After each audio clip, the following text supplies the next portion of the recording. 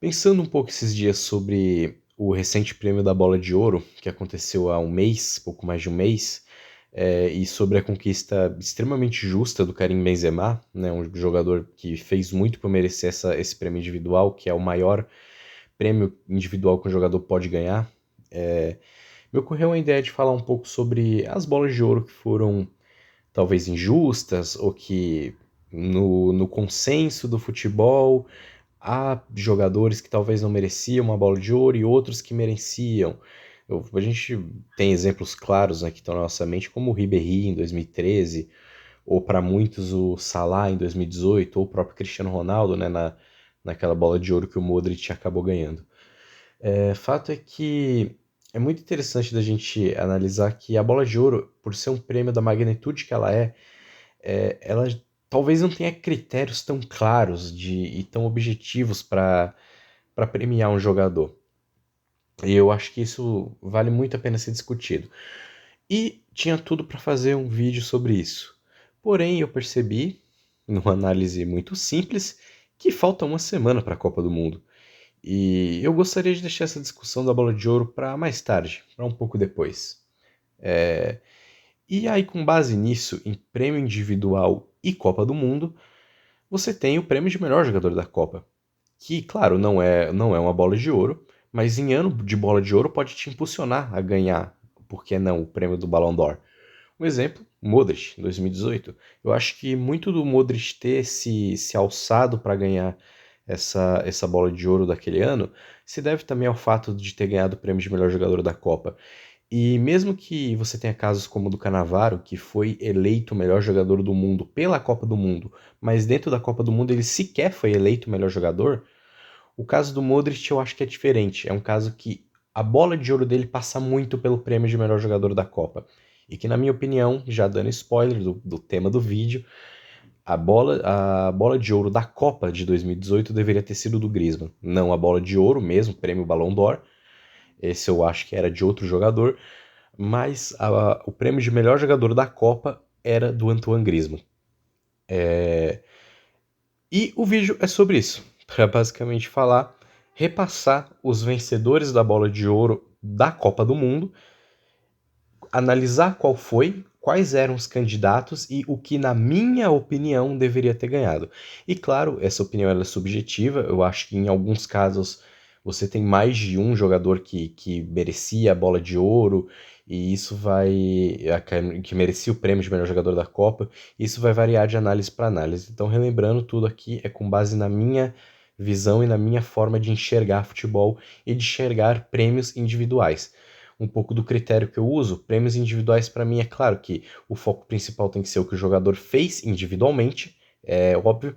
Isso vai variar de posição para posição, é muito difícil você comparar a atuação individual de um zagueiro com de um atacante, e isso vai muito ser resolvido quando a gente analisar outro ponto que para mim é fundamental e quase tão fundamental quanto o individual do jogador, os números, a habilidade, que é o quanto esse cara influenciou num coletivo vencedor. E o que eu quero dizer com isso? É um jogador que dentro de um time que foi campeão, que dentro de um time que foi protagonista, esse jogador ele conseguiu ser influente, ele conseguiu influenciar o time a ponto de ser uma peça importante. E isso vai acabar me ajudando a principalmente colocar nessa discussão jogadores meio-campistas, goleiros e zagueiros. E isso vale para futuros vídeos, inclusive, que eu vou gravar sobre a bola de ouro. Essa é a minha análise, esse é meu critério quando eu falo de prêmios individuais. O meu critério quando eu falo de prêmios individuais, ele não envolve somente os números frios ou somente a pura atuação individual daquele jogador, mas ele envolve o quanto esse jogador, dentro do seu individual, ele foi capaz de influenciar um coletivo. E se esse coletivo foi campeão, se esse coletivo foi protagonista nas competições que disputou, isso vai fazer muita diferença. No caso aqui, a gente está analisando quanto o individual do jogador influenciou dentro de um coletivo que foi ou não protagonista em uma Copa do Mundo. E isso vai ser o critério de avaliação, o meu critério de avaliação. Então, sem mais delongas, a gente vai. Ah, e outro ponto, eu vou me delongar um pouco mais. Outro ponto é que eu quis analisar da última Copa, 2018, até 2002, tá?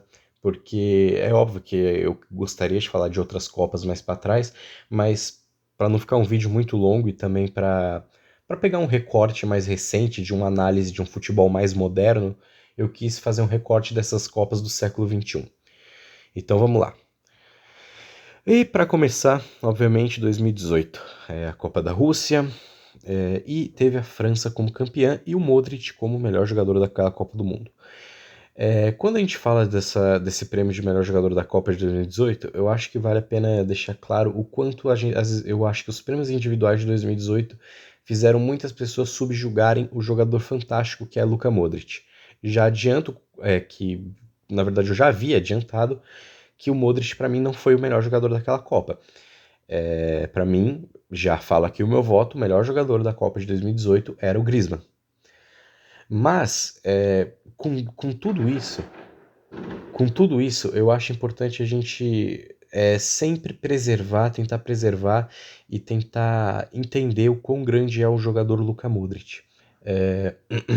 Apesar de eu achar que tanto o prêmio da Bola de Ouro quanto o prêmio de melhor jogador da Copa forem injustos, você passar desse ponto do ele não merecia, para começar a subjugar o jogador que é o croata, aí eu já acho um pouco demais. É um jogador que, durante a sua carreira, é incontestável, é um cara que é titular do Real Madrid há quase 10 anos, mantendo um nível de regularidade absurdo, a ponto de vários momentos onde o Real Madrid não tem o Modric, é um dos jogadores que o Real Madrid mais sente não ter. O Real Madrid já perdeu o Champions em 2015 por falta do Luka Modric no meio campo. Para mim, dentro desse trio histórico que foi Casemiro e Kroos e Modric, e de meio campos que o croata conformou antes do brasileiro e do alemão, tal qual o trio de La Décima, né, que ele conformava junto com o Xabi Alonso e o Di Maria, em todos esses trios de meio campo que o Modric participou, para mim o Modric sempre foi a alma do meio campo do Real Madrid. Ele é o jogador que melhor faz esse vai e vem do meio campo, que melhor faz a saída de bola, usando o corpo para proteger a bola, num período onde a marcação-pressão ela é tão fundamental. O Real Madrid sempre resistiu muito bem às pressões do adversário por ter o Luka Modric como essa peça-chave na saída de bola, na agilidade da saída de bola. Um jogador que faz essa cobertura de meio campo muito bem, que intercepta muito passe, que defensivamente é o pulmão do time do Real Madrid e que agora, mais recentemente, descobriu essa faceta de ser um meia muito mais próximo do ideal de meia que a gente tem. Um pifador, um cara de passe decisivo, um cara que mete uma trivela pro Rodrigo na prorrogação, no acréscimo do segundo tempo de umas quartas de final de Liga dos Campeões e com assistência mágica resolve o jogo. É um jogador espetacular. Então eu acho que é importante, antes da gente analisar aqui esse prêmio do Modric foi injusto, tentar não desmerecer o grande jogador que é o Luka Modric. Isso vai valer para outros jogadores que a gente vai analisar também em outros momentos. Que talvez uma supervalorização momentânea não tem que valer como se aquele jogador fosse sempre superestimado.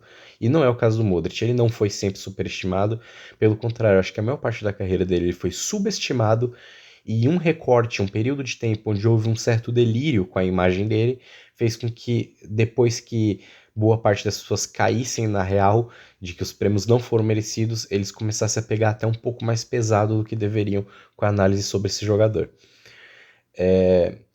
Contudo, acho que algumas falácias também são importantes de dizer sobre o próprio Modric. Uma delas é que o Modric não foi o melhor jogador da Croácia na Copa, que é um argumento usado, obviamente, para você entonar o quanto é um absurdo o Modric ter ganhado aqueles prêmios.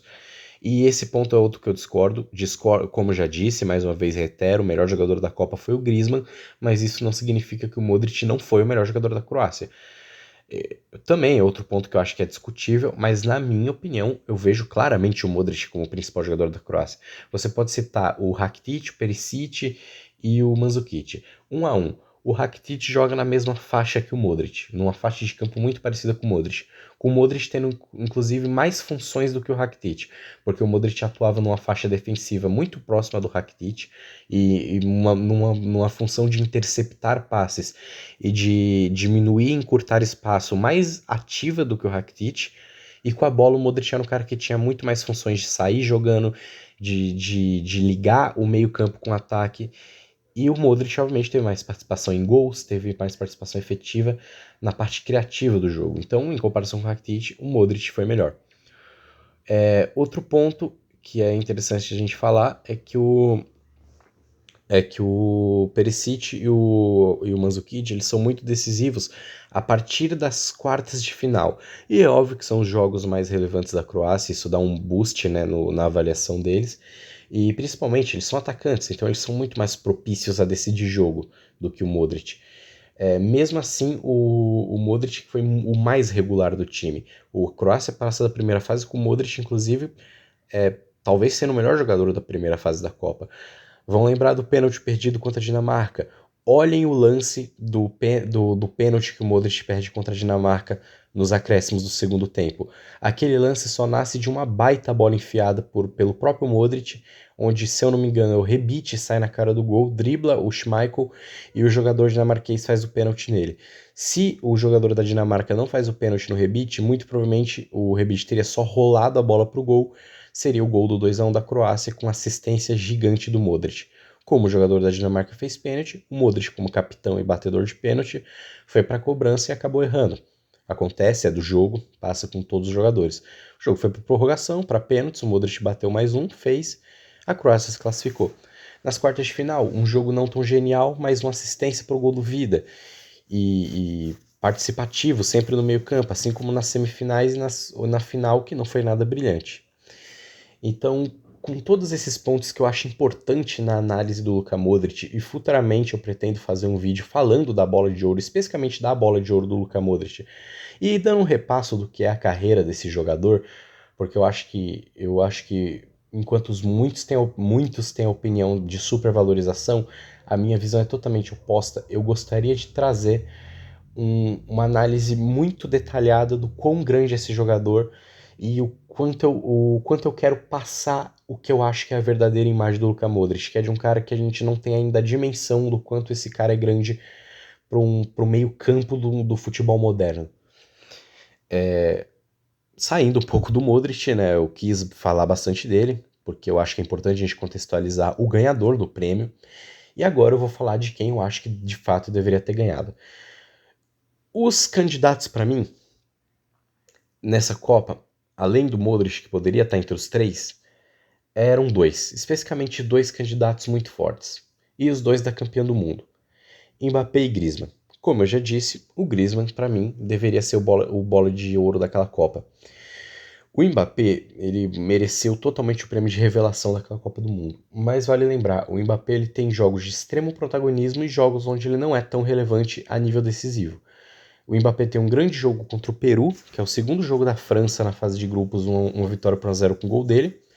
Ainda assim, nem é um grande jogo, é um jogo onde de fato ele consegue definir, mas não é um grande jogo. Aí sim você tem a grande atuação, e para mim a grande atuação da carreira do Mbappé até então, que é contra a Argentina nas oitavas. Você tem uma boa semifinal contra a Bélgica, onde é relativamente participativo. E a final contra a Croácia, onde também não é um jogo excepcional dele, mas ele acaba fazendo um gol. Agora, o Griezmann, ele simplesmente participa de praticamente todos os gols da França naquela Copa do Mundo. Para contextualizar o porquê que eu acho que o Griezmann claramente foi o melhor jogador daquela Copa, o que também ajuda a gente a dimensionar o tamanho do jogador que é o Griezmann. O Griezmann, com todo esse pós-Copa conturbado dele, ele pode se dizer que ele foi o melhor jogador de um título de Copa do Mundo, e isso é muito grande. E para embasar o porquê eu acho que o Griezmann é esse jogador, vamos lá. Estreia contra a Austrália, 2-1 para a França, um gol do Griezmann de pênalti. O jogo contra o Peru, ele não participa do gol, quem faz é o Mbappé. Terceiro jogo da fase de grupos, a França já classificada com a Dinamarca, manda um time misto para campo no empate 0-0. Nas oitavas de final, Argentina, um gol do Griezmann e uma grande atuação ajudando a botar o Mbappé cara a cara com o goleiro, ditando o ritmo da França muitas vezes no meio campo, ajudando a vir construir atrás. Quartas de final, uma assistência para o gol do Varane e um gol naquela falha monumental do Muslera. Na semifinal, mais uma assistência, um escanteio batido na cabeça de um Titi para fazer 1-0. E na final, um outro gol de pênalti, mais uma grande partida ajudando a sequência das jogadas e sendo o mais influente daquele time da França. Participação em muitos gols, participação em gols em praticamente todos os jogos, ele só não participa de gols contra o Peru e contra a Dinamarca na fase de grupos. Em todos os outros jogos o Griezmann participa dos gols, ou dando assistência ou fazendo diretamente o gol. Então, claramente o melhor jogador da Copa de 2018. Mais do que o Mbappé, mais do que o Modric, o melhor jogador era Griezmann. E com isso eu fecho o tópico Rússia 2018. Agora, vamos retroceder 8 anos no tempo e vamos para uma das Copas mais mágicas da história, Brasil 2014. E aqui a gente vai ter que se aprofundar um pouquinho. O melhor jogador da Copa do Mundo foi Lionel Messi. E quando a gente vai falar desse cara, as opiniões tendem a ser extremas. E principalmente de quem acha que esse prêmio foi injusto. Eu não acho o prêmio absurdo. É minha primeira opinião sobre essa Copa. Eu não acho o prêmio de melhor do mundo do Messi na Copa de 2014 absurdo. Eu sei que muita gente taxa esse prêmio como extremamente absurdo, eu não consigo entrar nesse time. Eu acho que é totalmente justificável. Não significa que eu concorde, e pra mim não é, tá? O melhor jogador da Copa não foi o Messi. Eu vou logo revelar quem eu acho que foi. Mas tampouco eu acho absurdo. O Messi foi o jogador mais decisivo, leia-se, mais decisivo de um time finalista. E claro que tem todo o status de Messi, óbvio que ele não. Se fosse outro jogador fazendo a Copa que ele fez, ele dificilmente ganharia esse prêmio, mas por ser o Messi, óbvio que teve um olhar melhor de quem premiava. Mas não é nem de longe uma Copa ruim ou uma Copa mediana, é uma Copa boa do Messi. Dando repasso na campanha para falar de quem ganhou, o Messi ele estreia na fase de grupos contra a Bósnia fazendo um gol. Contra o Irã ele faz um gol decisivo, então só nesses 2 jogos já são 2 gols decisivos. O Messi ele decide contra a Bósnia, decide contra o Irã. Pega a Nigéria no terceiro jogo, faz mais 2 gols, termina como o melhor jogador da primeira fase, vai para as oitavas de final, dá assistência para o gol do Di Maria contra a Suíça, e a partir dali encerra a participação do Messi em gols. Mas faz um bom jogo contra a Bélgica nas quartas, um jogo ok contra a Holanda, nenhum jogador de ofensivo, nem da Holanda nem da Argentina, se sobressaíram naquele jogo. E uma final contra a Alemanha, onde de fato ele perde um gol cara a cara com o Neuer, que normalmente ele não perderia, mas também longe de ser uma final espetacular ou qualquer coisa do tipo. Uma final ok. De fato, acho que o Messi ficou, não vou dizer devendo, mas ele talvez não tenha jogado tudo que ele jogou até o mata-mata no mata-mata. Ou seja, até o mata-mata é um Messi muito mais decisivo, muito mais influente. E principalmente a partir do jogo contra a Suíça, você vê o Messi muito mais tímido. E é para mim o fato do porquê o Messi não mereceu ganhar o prêmio de melhor jogador dessa Copa. Mas também a primeira fase, até as oitavas, e ainda mantendo uma mínima regularidade boa e sendo fundamental para o jogo da finalista, é o que também justifica para mim o fato de não ser absurdo ele ter ganhado esse prêmio. O Messi foi o melhor jogador da Argentina naquela Copa? É discutível, é discutível. Eu não consigo ter uma opinião formada. Eu acho que ele briga muito com o Di Maria, que até onde foi a alma daquele time argentino. Ele fez só um gol, é verdade, contra a Suíça, um gol muito decisivo, com assistência do Messi. Mas o Di Maria ele dava um equilíbrio, na minha opinião, jogando na verdadeira posição de Anjo Di Maria. O Di Maria ele não é ponta, o Di Maria ele pode ser um meia pela esquerda, como ele jogou muito com o Mourinho na época do Real Madrid, e eu acho muito bom, também acho muito bem ele jogar nessa posição. Mas o Di Maria ele é um meia, ele é um clássico trequartista, ele é um jogador, é um ponta de lança, assim dizer, do futebol dos anos 80. Ele é um ponta de lança. Ele é um media punta, como se diz em Espanha. Ele é um jogador que joga pelo meio, costurando o meio-campo adversário, carregando bola, conduzindo na canhota, dando assistência, pegando a bola de frente pro gol. Eu gosto muito do Di Maria jogando nessa função. Não sei porque o Di Maria não foi mais aproveitado nessa função pós 2014, mas o fato é que o melhor momento da carreira do argentino, ele jogou assim no Real Madrid lá 10ª e jogou assim na Copa de 2014. O problema do Di Maria nessa Copa e nessa temporada foi a lesão que ele teve nas quartas de final contra a Bélgica, que acabou tirando ele do jogo contra a Holanda na semifinal e contra a Alemanha na final. Outro que também da seleção argentina que brigaria com o Lionel para ser o melhor jogador dessa Copa, para ser o melhor jogador da Argentina na Copa, mais especificamente, é o Mascherano. A Copa que o Mascherano faz em 2014 é coisa de maluco. O Mascherano, ele foi o líder daquela defesa argentina que era muito contestada antes da Copa. E o Mascherano conseguiu manter um equilíbrio físico daquela defesa espetacular. O jogo que o Mascherano faz contra o Robben na semifinal é absurdo. Então acho que tem essas discussões. O fato é que, para mim, o Messi não foi o melhor jogador daquela Copa. Para mim, fica entre três jogadores. Uma menção honrosa, o Ramos Rodrigues, que só não vai ser o melhor jogador dessa Copa, na minha opinião, porque foi só até as quartas. Eu quero adotar um critério mínimo de um melhor jogador e, no mínimo, até a semifinal. Ele foi só até as quartas. Muito provavelmente, se a Colômbia passa pelo Brasil naquele jogo, o Ramos Rodrigues poderia muito bem se alçar com esse prêmio, mas fica aqui só como uma menção honrosa mesmo. O prêmio ficaria para mim entre o Robben, da Holanda, e os dois alemães campeões do mundo, Thomas Müller e Toni Kroos. Mais para frente eu vou me aprofundar no time da Alemanha, porque eu acho que esses dois estão à frente de outros jogadores daquela seleção. Falando do Robben, o Robben faz uma Copa espetacular com a Holanda. O Robben é o principal artífice de levar aquela Holanda, que em muitos momentos, na minha opinião, jogou até o futebol mais legal daquela Copa. Até a semifinal, na semifinal a Alemanha de fato mostrou por que mereceu aquele título, mas até a semifinal a Holanda para mim jogava o futebol mais legal daquela Copa, e o Robben era a principal válvula daquele time.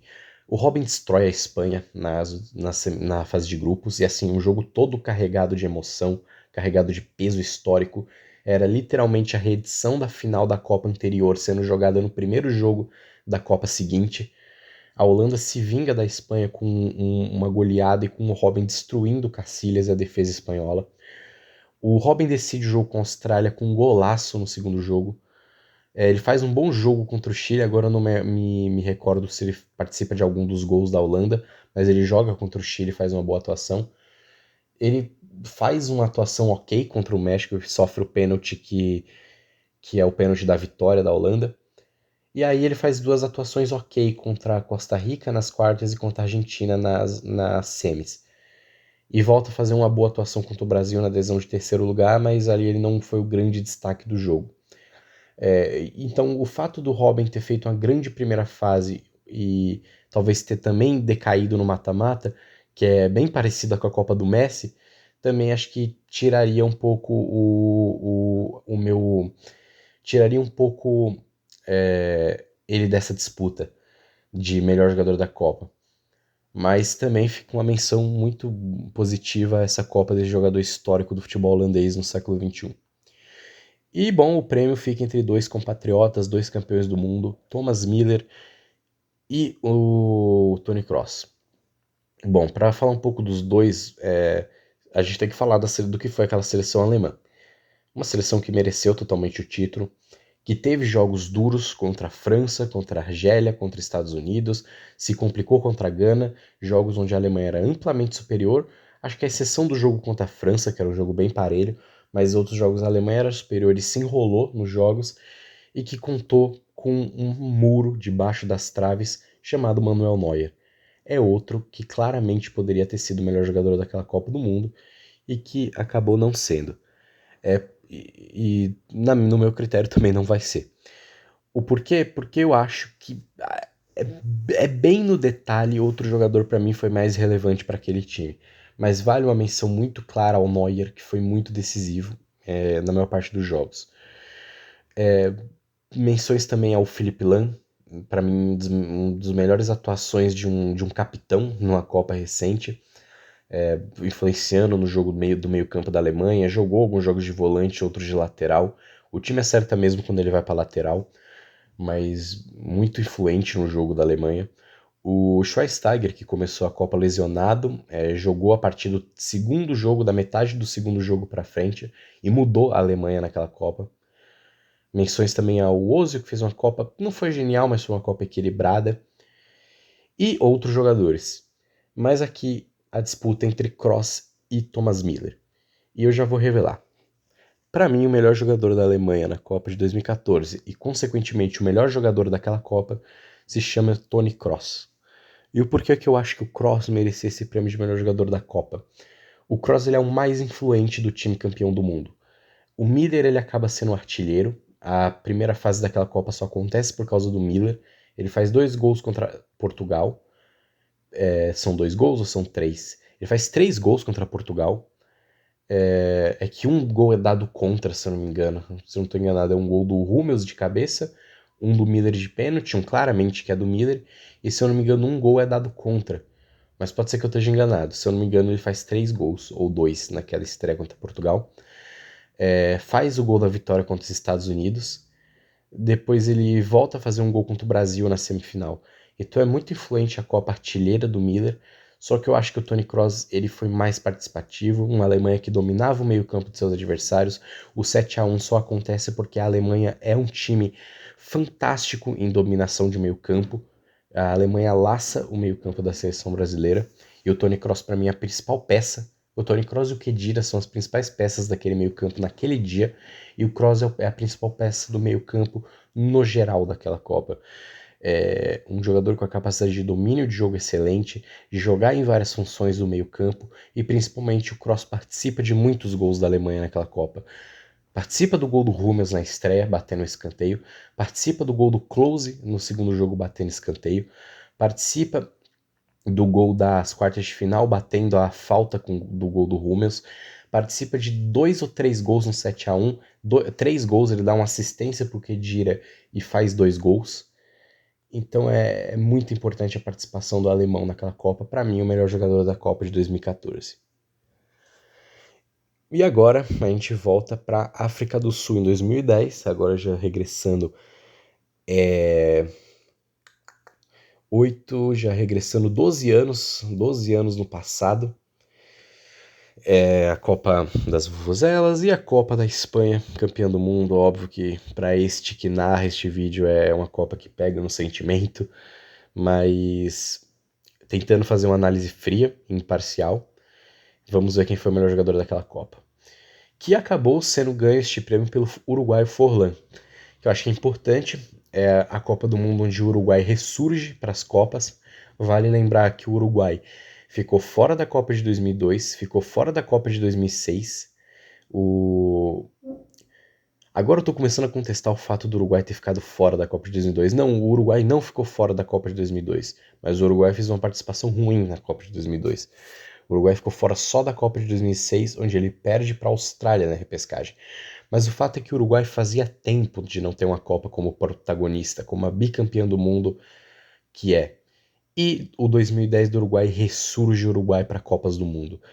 Desacreditado, uma seleção que não era favorita, teve nos pés de Diego Forlán uma Copa fantástica, uma Copa de jogos épicos e uma Copa de um honroso 4º lugar.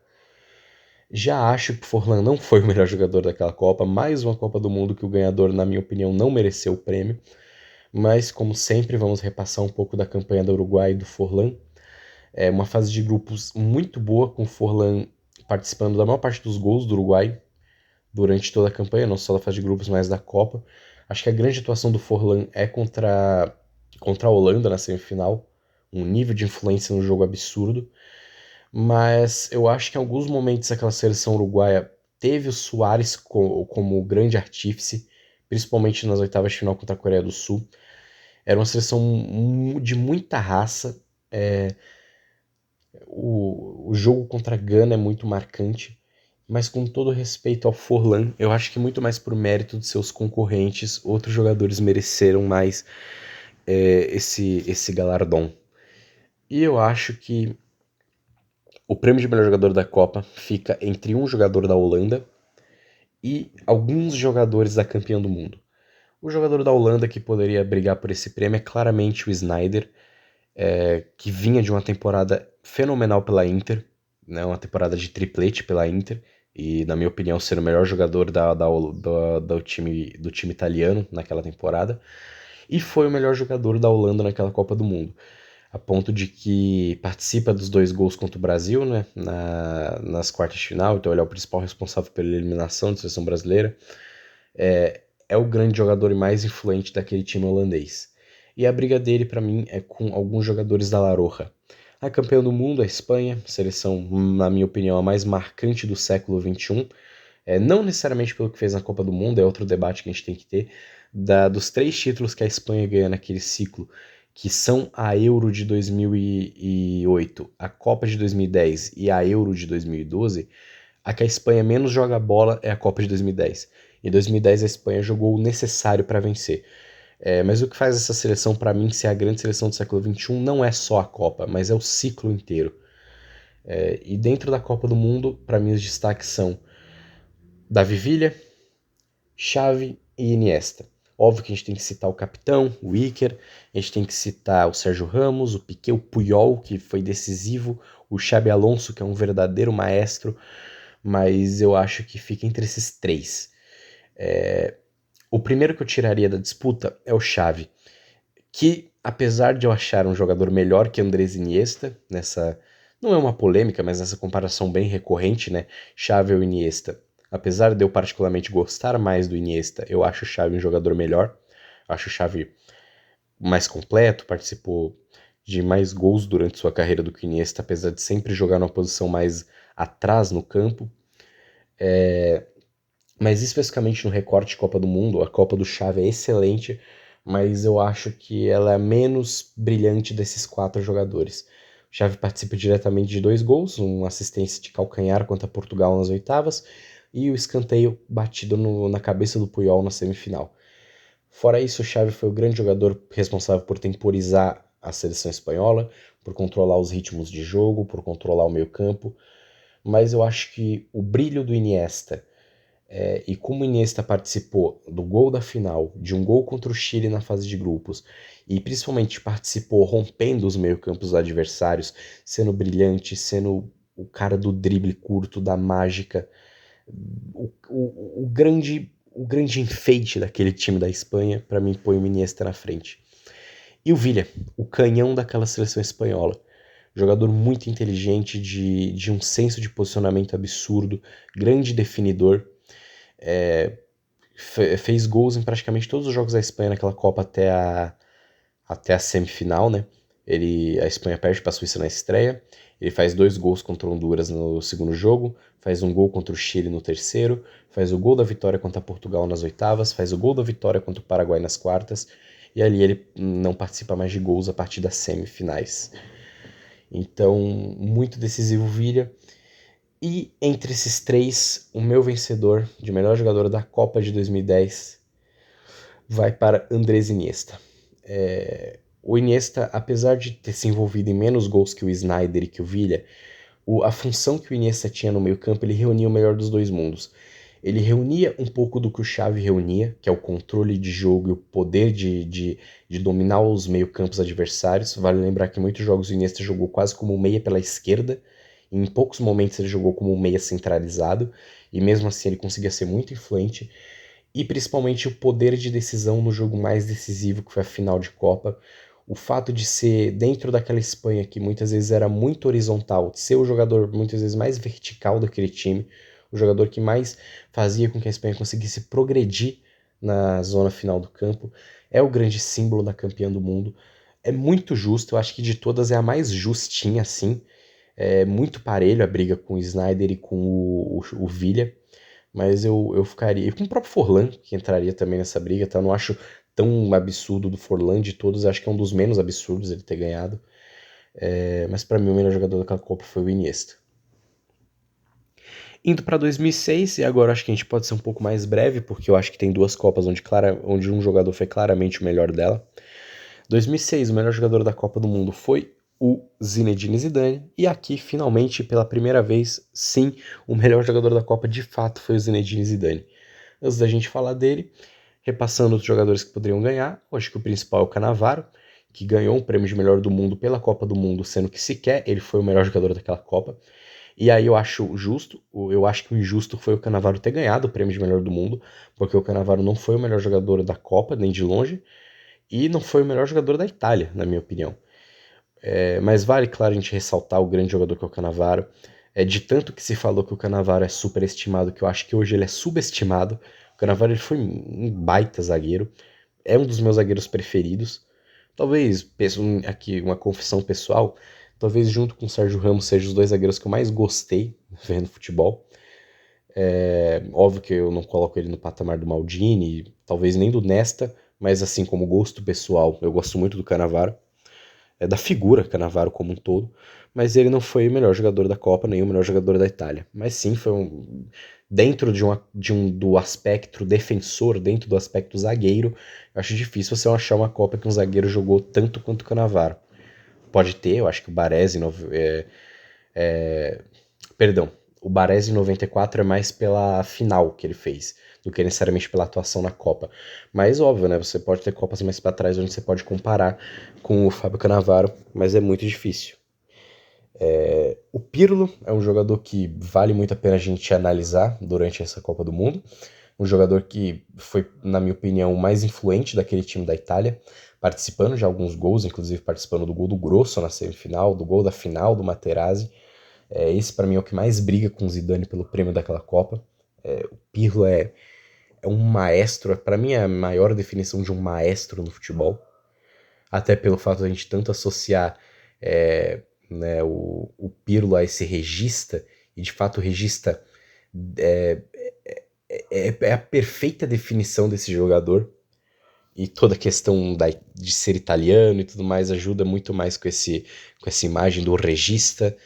Então, o Pirlo é demais, mas para mim, o Zidane fez uma das grandes atuações individuais de um jogador em Copas do Mundo, comparável a Garrincha em 66, em 62, perdão, comparada a Maradona em 86, abaixo desses aí, tá? Na minha opinião, abaixo desses aí, mas é comparável. Então, se a Copa do Zidane é comparável a desses caras, é para você ter a magnitude que o Zidane fez naquela Copa. E falando um pouco dela, de fato uma primeira fase apagada. Eu acho que é um dos poucos que a gente vai falar onde o melhor jogador da Copa não faz uma grande primeira fase. A primeira fase da França é bem ruim. Se eu não me engano, é um empate 1-1 com a Coreia do Sul. Um 0-0 contra. Agora me fugiu quem era a outra seleção daquele grupo. Mas é 1-1 contra a Coreia do Sul, um 0-0 contra outra seleção que agora não lembro. E a França só se classifica com um 2-1 contra Togo. 2-1 ou 2-0 contra Togo na última rodada. Mas a partir do mata-mata que o cidadão Zidane joga é de, é de colocar num livro, porque é de um nível estético, é de uma beleza plástica. Já disse que se eu pudesse ser um jogador de futebol, eu escolheria ter o estilo de jogo do Zidane. Eu ficaria entre o Zidane e o Xabi Alonso, tá? Se eu jogasse mais como um meia, camisa 10, eu ia escolher ser o Zidane. Se eu jogasse mais como um volante, eu gostaria de ser o Xabi Alonso. Então, o Zidane, para mim, ele faz uma das obras mais estéticas que um meia já fez numa Copa do Mundo. Passando pelos jogos, oitavas de final contra a Espanha, ele dá um recital, ele destrói o meio-campo da seleção espanhola e ele participa de 2 gols e fazendo o terceiro gol, o gol do 3-1. Quanto ao Brasil, não preciso falar, a gente já tá cansado de saber que o Zidane mais uma vez destruiu o Brasil em Copa do Mundo. Dá assistência pro gol do Thierry Henry, mas assistência eu acho que talvez seja o menos lembrado. O mais lembrado é o quanto o Zidane dominou aquele jogo. Semifinal contra Portugal, mais um gol, mais uma vez decidindo a semifinal, uma vitória por 1-0 e mais uma vez um recital. E a final contra a Itália, mais um gol de pênalti, uma cavadinha para cima do Buffon, que já é gigante, e um jogo muito bom de domínio também. Ele quase faz o gol do 2-1 da França, que era o gol do título, mas o Buffon faz uma defesa lendária. Outro que também poderia ser o melhor jogador dessa Copa é o Buffon, vale lembrar. E depois o Zidane acaba perdendo a cabeça no peito do Materazzi, literalmente. Faz a maior burrada da sua carreira, expulsa e a França perde nos pênaltis. Mas claro, até esse momento histórico, porém que não, o Zidane não devia ter feito aquilo, mas enfim, foi a história das Copas, né? Mas até aquele momento o Zidane fazia uma Copa perfeita, de longe o melhor jogador daquela Copa, merecidamente. Se tivesse fechado com um título, ia ser mais genial ainda. Acho que a gente estaria falando do Zidane num patamar maior do que a gente já fala, e olha que o patamar que a gente fala é grande, hein? E indo para 2002, acho que é a que a menos a gente vai ter tempo para discutir, porque a briga é muito clara entre dois jogadores. O prêmio foi pro Oliver Kahn. Eu acho que principalmente depois da final fica bizarro aquele prêmio ter ido pro Oliver Kahn, porque Ele fez uma grande Copa. A atuação do Oliver Kahn é espetacular durante aquela Copa. O jogo contra os Estados Unidos nas quartas de final é abismal. O Kahn briga com o Marcos para ser o melhor goleiro daquela Copa. E se fosse até antes da final, onde o Marcos é uma muralha e o Kahn falha, eu acho que claramente o Kahn seria o melhor jogador, o melhor goleiro daquela Copa. É muito boa e há de se respeitar muito Oliver Kahn. Mas a briga claramente entre os dois melhores não deveria ter ficado com Oliver Kahn. E sim uma briga justíssima e belíssima entre os brasileiros Rivaldo e Ronaldo. O título de Copa do Mundo do Penta só aconteceu por causa desses dois. O Ronaldo e o Rivaldo se envolveram em praticamente todos os gols da seleção. Eu não vou ter agora os números exatos, mas desde a estreia até a final, o Ronaldo e o Rivaldo se envolveram em praticamente todos os gols da seleção brasileira. Talvez tenham sido os jogadores mais decisivos em todos os jogos, talvez a exceção da goleada contra a Costa Rica, onde não necessitou de um poder de decisão gigante de nenhum, o jogo foi relativamente tranquilo. E as quartas de final contra a Inglaterra, onde o grande nome do jogo foi de fato Ronaldinho. Fora esses dois jogos, Ronaldo e o Rivaldo foram os grandes artífices daquele título. E o melhor jogador daquela Copa devia ter sido o Ronaldo. Aqui, quem acha que deveria ter sido o Rivaldo também está muito bem entregue. É muito na questão do detalhe. E aqui o que para mim vai credenciar o fenômeno para ser o melhor jogador daquela Copa são os dois gols da final, de fato. É certo que o Rivaldo participa dos gols também, mas o Ronaldo é o cara que define, é o cara que faz os gols. E o Ronaldo é gigante e merecia claramente ter sido o melhor jogador daquela Copa. Fechando assim, o melhor jogador da Copa de 2002 deveria ter sido o Ronaldo. E o Kahn poderia estar ali entre os 4, 5. Mas a briga do Kahn era para ver se ele foi o melhor goleiro. E não se foi o melhor jogador. Bom, pessoal, então, fechando aqui. Ficou bastante longo o vídeo, bem maior do que eu gostaria que ficasse. Na verdade, ficou um podcast. Mas é um pouco da minha proposta de análise, eu não consigo fazer análises superficiais. É claro que em alguns momentos é necessário fazer essas análises mais rasas e tentar condensar um pouco os argumentos de uma maneira mais rápida, mas aqui no meu canal no YouTube eu particularmente gosto de fazer vídeos mais longos, eu gosto de debater, eu gosto de analisar, eu gosto de relembrar, eu gosto de repassar as coisas, porque é o meu estilo de abordagem e principalmente eu acho importante pra gente relembrar esse futebol, esse esporte que a gente tanto gosta e principal em época de Copa do Mundo, relembrar esses grandes jogadores que passaram por esse torneio maravilhoso. Mas enfim, fica aí, esses pra mim deveriam ter sido os melhores jogadores de cada Copa. Vale lembrar que quando eu falo que um prêmio é injusto, não quer dizer que o cara ganhou é um absurdo. Acho que vocês conseguiram ver isso muito no vídeo. Eu sempre batendo nessa tecla de um jogador ganhar não merecidamente. Não significa que é um absurdo ele ter ganho. Não é absurdo o Messi em 14, não é absurdo o Modric em 18. São grandíssimos jogadores que poderiam bem ter ganhado esses prêmios, mas aqui a minha opinião é que outros mereciam mais, e aqui a gente só tá expondo quais mereciam mais. Mas é isso, aqui eu fecho esse vídeo. Se você viu até aqui, muito obrigado, um abraço e até mais, pessoal.